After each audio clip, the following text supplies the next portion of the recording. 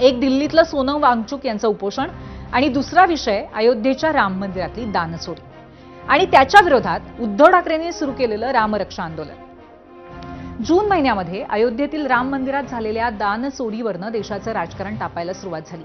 त्याचंच रूपांतर आता आंदोलनांच्या मालिकेत होताना दिसतंय आणि त्याचाच एक भाग म्हणजे उद्धव ठाकरेंनी मुंबईमध्ये राज्यव्यापी आंदोलनाची घोषणा केली। त्याची सुरुवात मुंबईत झाली। दादरच्या हनुमान मंदिरामध्ये रामरक्षा पठण करत उद्धव ठाकरेंनी आंदोलन केलं। त्याचा दुसरा टप्पा म्हणजे येत्या 18 तारखेला म्हणजेच रविवारी नागपुरामध्ये होणार आहे। आता नागपूर हा भाजपचा बालेकिल्ला, मुख्यमंत्री देवेंद्र फडणवीसांचं होम टाउन, राष्ट्रीय स्वयंसेवक संघाचं मुख्यालय सुद्धा नागपुरातच आहे। त्यामुळे ठाकरेंनी आंदोलनासाठी नागपूर का निवडलं असावं याचा अंदाज येतो आणि तोच अंदाज आज संजय राऊतांच्या वक्तव्यानंतर खरा ठरतो। अंदाज काय होता हे सांगतेच, पण त्याआधी संजय राऊतांचं ते वक्तव्य ऐकूया।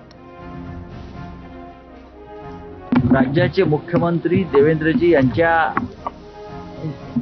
घरापासून हा कार्यक्रम जवळ आहे असं माझ्या काय लक्षात आलं आमच्या।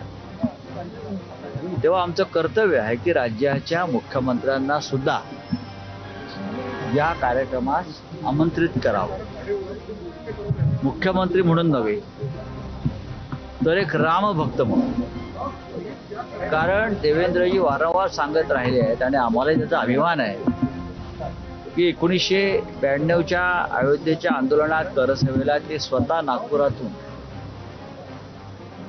अयोध्येला गेले होते करसेवा करायला, हे ते सांगतात अभिमानानं आणि त्याचा आम्हालाही गर्व आहे।